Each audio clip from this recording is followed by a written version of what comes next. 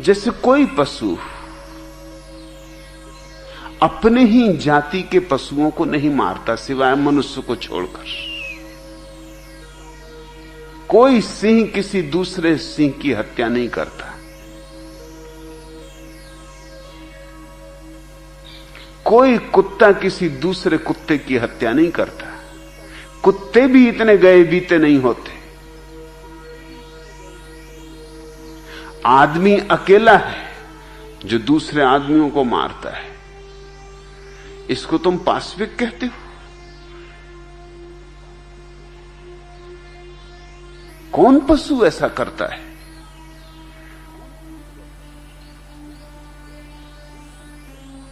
तुम्हें पशुओं का सम्मान सीखना चाहिए।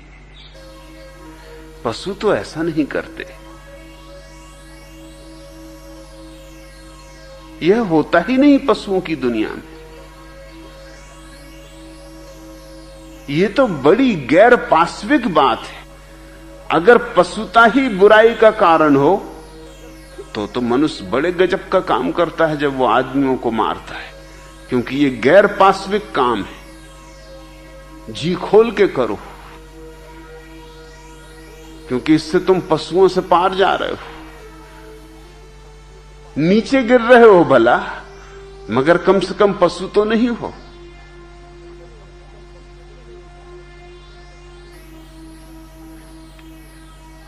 पशु कुछ काम करते ही नहीं जो आदमी ही करता है। जैसे कोई पशु आत्महत्या नहीं करता। तुमने सुना कि किसी कुत्ते ने आत्महत्या कर ली, कि किसी कबूतर ने आत्महत्या कर ली, कि गुटरगू करते थक गए, ऊब गए और लगा ली फांसी। आत्महत्या तो आदमी ही करता है। यह काम तो बड़ा गजब का है।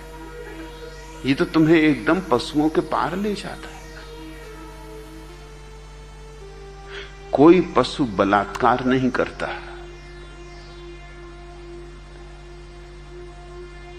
कोई पशु बलात्कार नहीं करता, सिवाय उन पशुओं को छोड़कर जो आदमियों के सत्संग में बिगड़ जाते। अजायब घर में रहने वाले पशुओं की गिनती मैं नहीं कर रहा हूं, या जिन कुत्तों को तुम पाल लेते हो उनकी गिनती मैं नहीं कर रहा हूं। लेकिन प्राकृतिक अवस्था में जंगल में कोई पशु बलात्कार नहीं करता।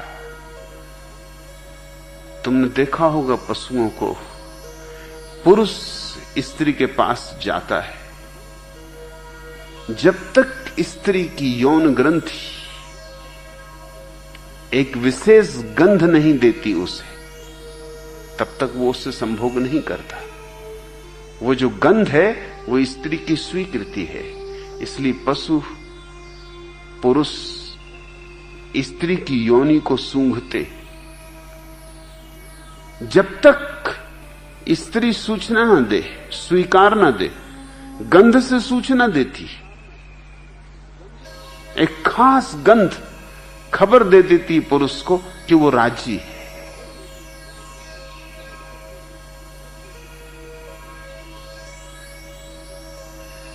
लेकिन हमने तो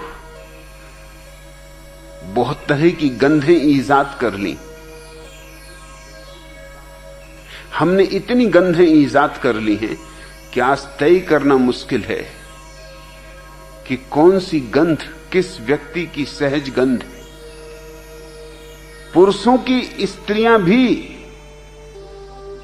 जब किसी पुरुष में उत्सुक होती हैं संभोग के लिए, तो उनकी योनि से वैसी ही गंध उठती है जैसी गंध पशुओं की योनियों से उठती। लेकिन असंभव है उसे पहचानना। साबुने हैं, डिओडोरेंट हैं, परफ्यूम हैं, ये सब छिपाने के उपाय हैं। ये छिपाने के उपाय हैं ताकि पता न चल सके कि स्त्री हां भर रही। ये हमारी जालसाजियां हैं। ये जालसाजियां हमें करनी पड़ी क्योंकि ये हो सकता है कि तुम्हारे घर एक मेहमान आए और तुम्हारी पत्नी की योनि से गंध उठने लगे उस मेहमान के लिए, फिर तुम क्या करोगे?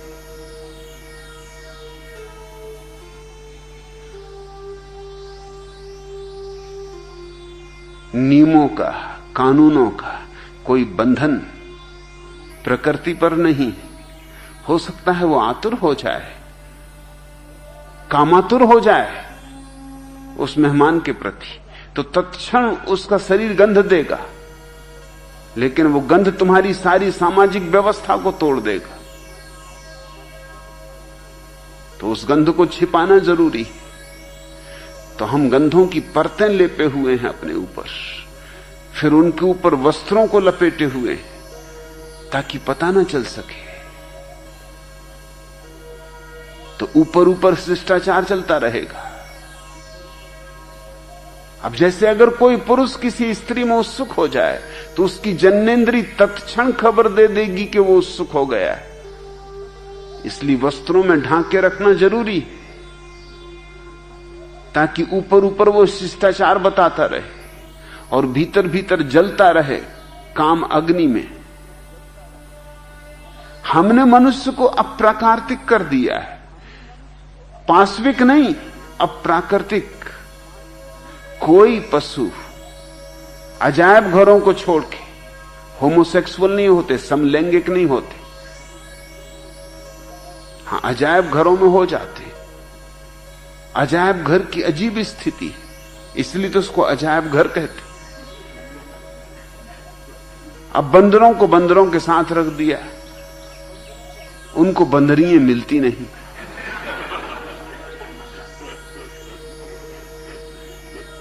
तो बंदर बंदरों पर हमला करने लगते।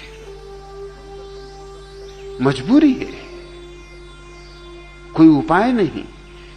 उनकी नैसर्गिक वृत्ति को कोई तृप्ति नहीं मिल रही, तो तृप्ति पाने के लिए कोई भी उपाय करेंगे। जो हम मनुष्यों के साथ करते हैं वही हम पशुओं के साथ करने लगे। लड़कों को हॉस्टल में रख दिया, लड़कियों से अलग कर दिया। 14 साल की लड़की मां बनने के योग्य हो गई, उसके शरीर की ग्रंथियां संभोग के लिए योग्य हो गईं।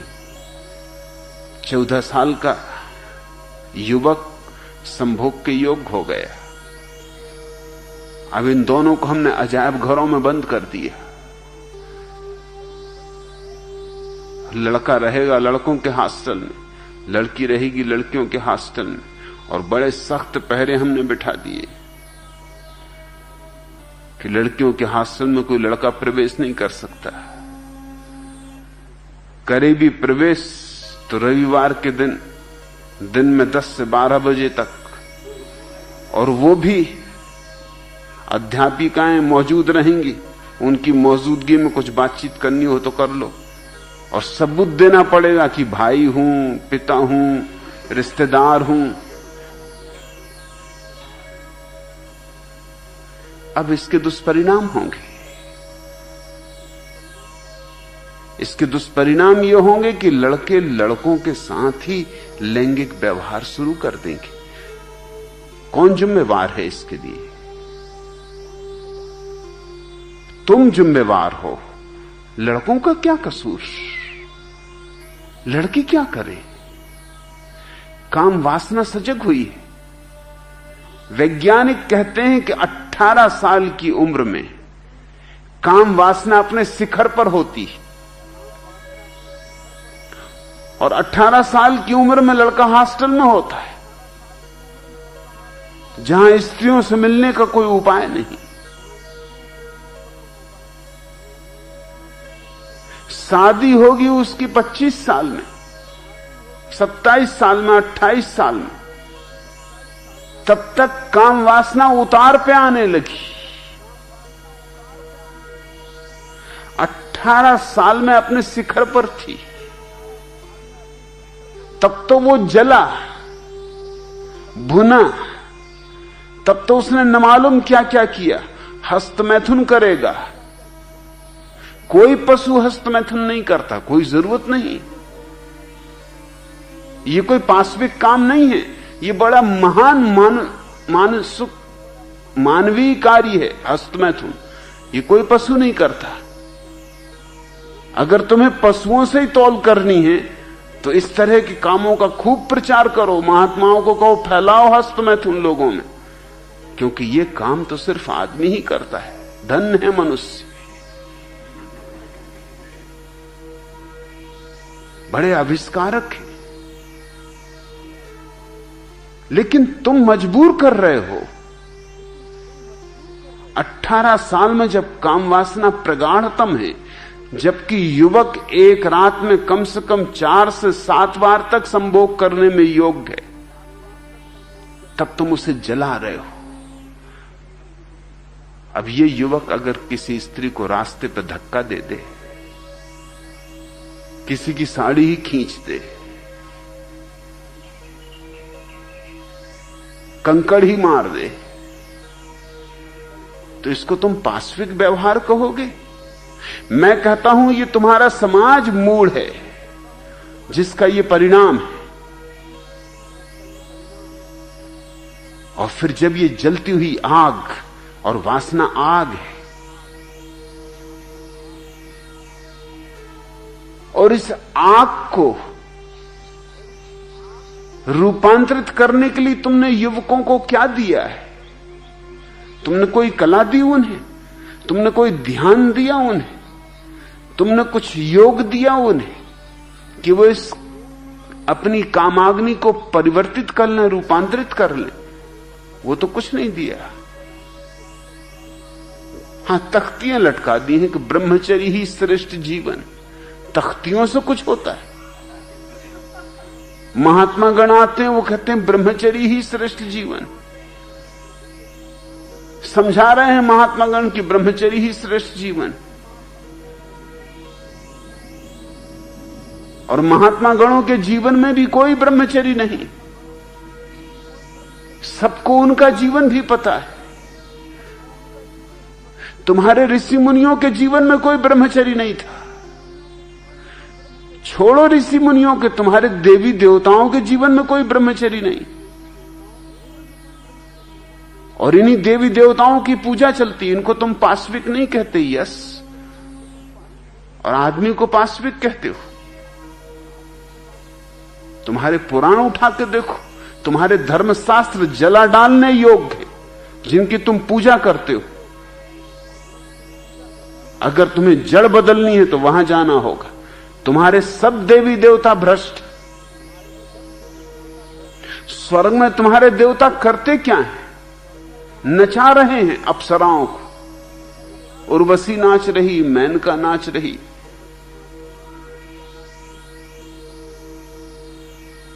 और इतने से भी उनका मन नहीं भरता,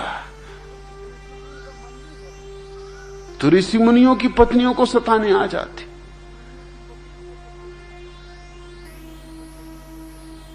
चंद्रमा उतर आता है छिप के किसी ऋषि की।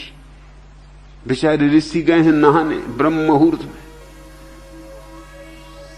तब मैं समझा कि क्यों ऋषियों को ब्रह्म मुहूर्त में नहाने भेजते। भेज दिया अंधेरे में नहाने उनको, तो देवी देवता आ गए। अब देवता हैं तो वो तो कोई भी चमत्कार करे, तो वो ऋषि के वेश में आ गए। पत्नी समझी कि पतिदेव लौट आए।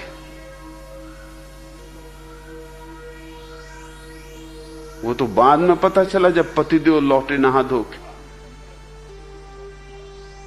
मगर तब तक सब मामला खत्म ही हो चुका है। चंद्रमा उनकी स्त्री की इज्जत लूट के चले गए। ये तुम्हारे देवी देवता हैं। तुम जरा अपने सारी देवी देवताओं की लिस्ट तो बनाओ और उनके नाम के आसपास उनके कृत्यों का उल्लेख तो करो। तुम चकित हो जाओगे। इनकी तुम पूजा कर रहे हो, सदियों से इनका गुणगान कर रहे हो। तुम्हारे वेद इनकी स्थितियों से भरे। हे इंद्र देवता, हे चंद्र देव, हे सूर्य देव, मगर इनकी कारगुजारियां तो देखो। और अगर साधारण आदमी यही काम करे कि ऋषि मुनि गए ब्रह्म मुहूर्त में स्नान करने को और वो उनकी स्त्रियों से मिलने पहुंच जाए, तो ये पाश्विक व्यवहार कर रहा है और तुम्हारे देवता दिव्य व्यवहार कर रहे थे। ये दोहरे मापदंड छोड़ने होंगे, ये बेईमानी छोड़नी होगी।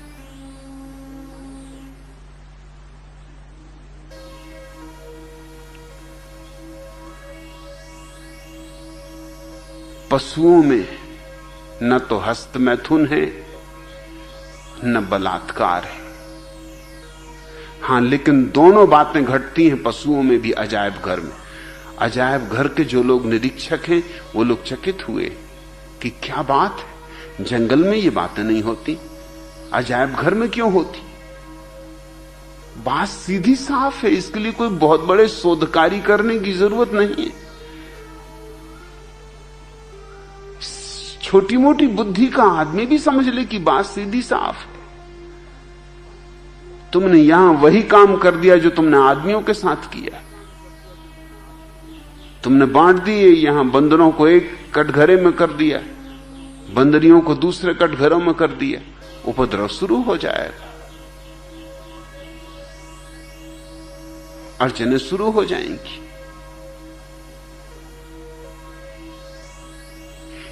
स्त्रियां भी हस्त मैथुन में पड़ जाती, मगर स्त्रियां पकड़ी नहीं जाती, उतनी आसानी से नहीं पकड़ी जा सकती जितनी आसानी से पुरुष पकड़े जा सकते।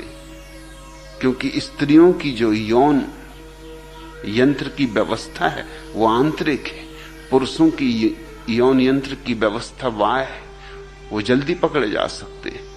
इसलिए लोग सोचते हैं आमतौर से, अगर दो पुरुषों में बहुत दोस्ती हो और गले में हाथ डाल के और फिल्मी गीत गाते हुए तुम उनको जाते देखो तो शक होता है, मगर दो स्त्रियां खूब सहेली हों गहरी तो तुम्हें शक नहीं होता। क्यों? उनको कहते वो सहेलियां हैं, और ये पुरुष, इन पर शक होने लगता है।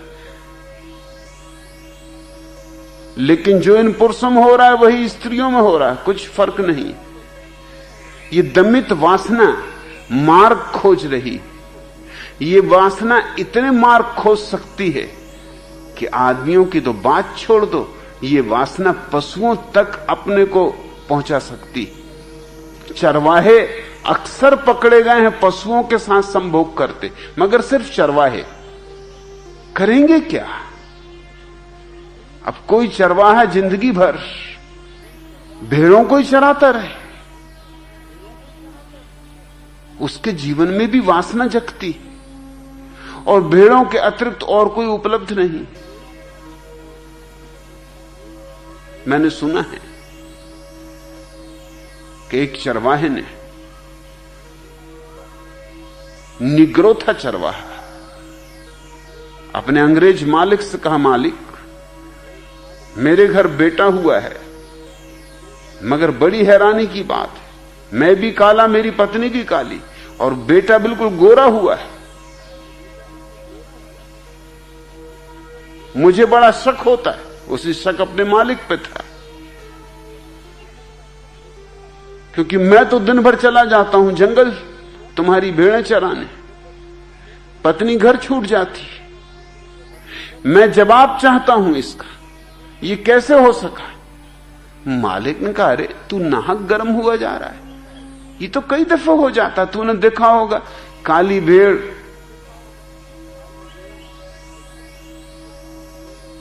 और काली ही मादा, काला ही नर, और कभी कभी उनका सफेद बच्चा पैदा हो जाता है, ये कोई खास बात नहीं। अपने पास ही देख, सब भेड़ें सफेद हैं, लेकिन कभी कभी काला बच्चा पैदा हो जाता है। ऐसी ही ये बात है, प्राकृतिक घटना, इसमें तो इतना परेशान ना हो। निग्रो ने कुछ सोचा, उसने कहा कि ठीक है, तो फिर मैं एक बात आपसे कह दूं कि मैं आपके संबंध में चुप्पी रखूंगा, और आप अगर भेड़ों को कभी काला बच्चा पैदा हो तो उनके संबंध में चुप्पी रखना।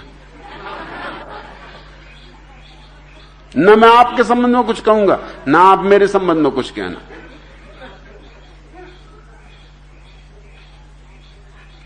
आदमी पशुओं के साथ संभोग करता हुआ भी पाया जाता है।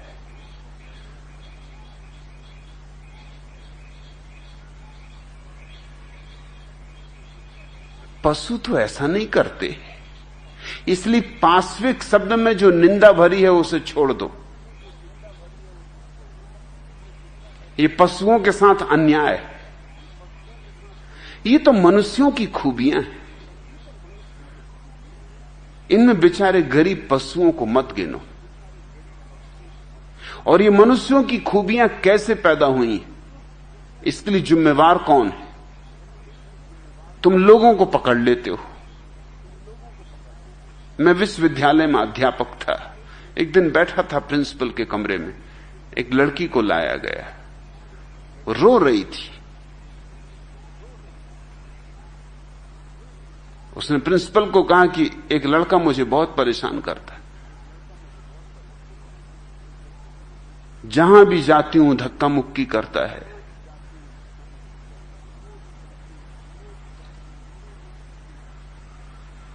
चिट्ठियां लिखता है, मेरा नाम बोर्ड पे लिख देता बड़े बड़े अक्षरों में, दीवालों पे मेरा नाम लिख देता है, फिल्मी गाने लिख लिख के भेजता है। और आज मैं गुजर रही थी तो उसने मुझे पत्थर मारा। ये पत्थर है, कुछ आपको करना पड़ेगा। मैं वहां बैठा था। प्रिंसिपल ने कहा कि आप क्या कहते हैं, क्या करना चाहिए? मैंने उस लड़की की तरफ देखा और मैंने कहा कि मैं तो उससे कुछ बातें पूछता हूं। पहली तो बात यह कि अगर कोई लड़का तुझे धक्का ना मारे और कोई लड़का तेरी साड़ी ना खींचे और कोई लड़का कंकड़ ना मारे, कोई लड़का तेरी तरफ देखे ही नहीं, तू है भी या नहीं इसका भी कोई लड़का विचार न करे,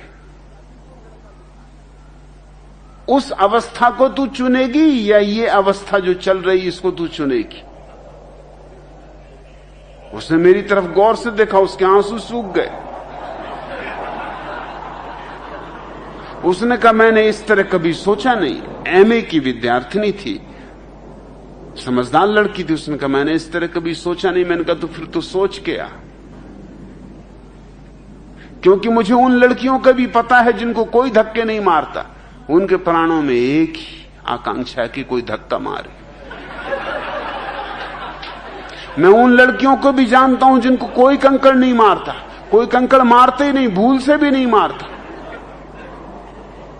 मैं उन लड़कियों को जानता हूं जिनको हर एक लड़का अपनी बहन मानता है, और उनका दुख भी मैं जानता हूं।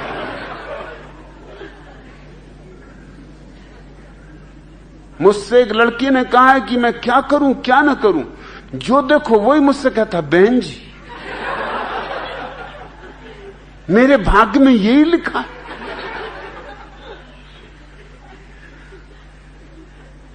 कभी कोई मुझे प्रेम करेगा या नहीं करेगा? उसकी शक्ल ही ऐसी थी कि उसको देख के कोई भी बहन जी कहे। उसका पति भी होगा तो उसको बहन जी ही कहेगा।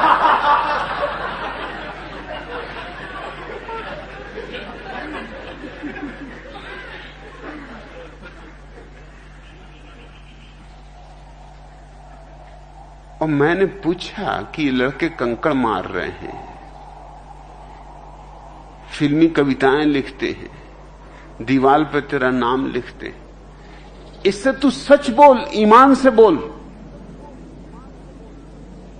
कसम खा के बोल, तेरे भीतर कुछ प्रसन्नता होती या नहीं होती? उसने कहा आप भी किस तरह की बातें पूछते? मैं रोती हुई आई हूं। मैंने कहा मैं तेरा रोना देख रहा हूं, वो ऊपर ऊपर, मैं तेरे भीतर तक देख रहा हूं। तेरे रोने के भीतर एक तरह की गरिमा है, एक तरह का गौरव है, वो भी मैं तेरे आंसुओं में भीतर छिपा देखता हूं। मैंने कहा ये प्रिंसिपल की समझ में नहीं आएगा।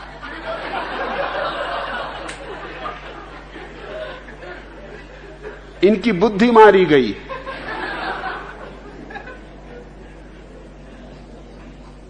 ये पिटी पिटाई लकीरों के मालिक,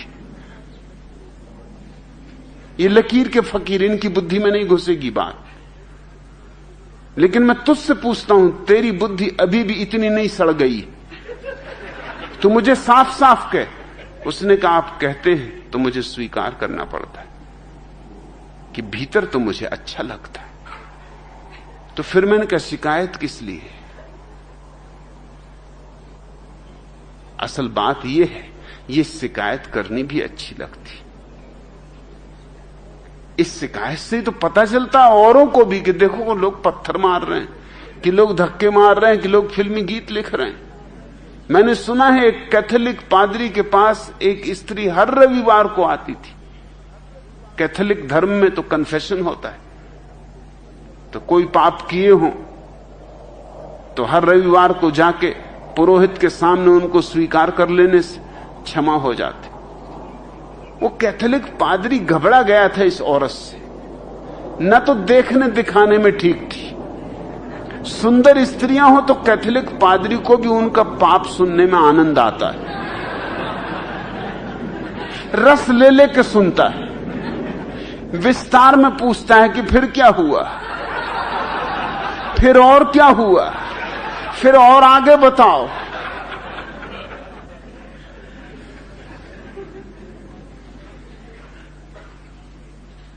मगर ये उस स्त्री उसकी जान खाए जा रही थी।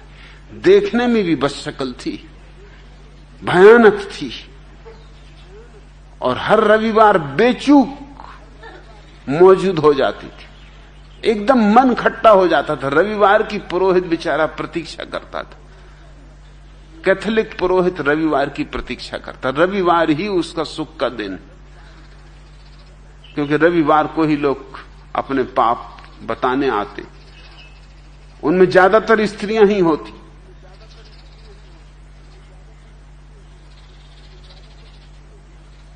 जब बहुत घबरा गया ऐसी स्त्री से, तो एक दिन उसने कहा कि भाई, यही का यही पाप तू कितनी दफा सुना चुकी। मैंने तुझसे कितनी दफा कह दिया कि माफ हो गया। ये तो एक ही पाप है, वो भी कोई तुम 30 साल पहले किया था। अब क्या बार बार जिंदगी भर कुछ और भी करेगी कि बस इसी का?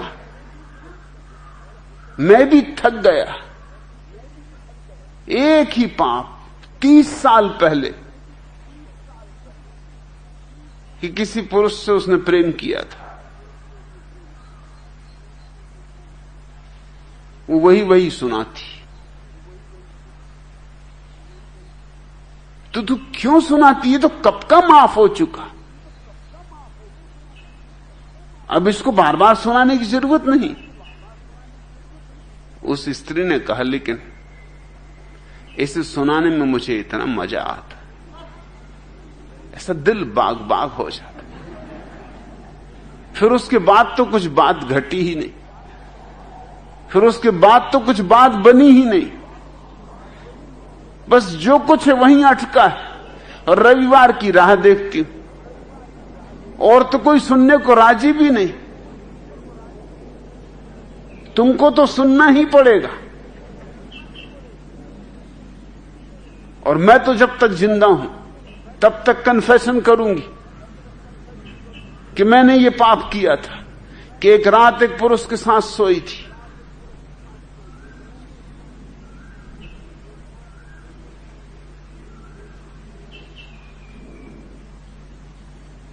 लोग इतनी विकृति में हैं, यस, उसका कारण सदियों से सड़ी गली धारणाओं में उनको पाला गया है। लड़के और लड़कियों को साथ साथ बड़ा होने दो और 90% बेवकूफियां विदा हो जाएंगी। कुछ और करना ना पड़ेगा, उनको साथ साथ बड़ा होने दो।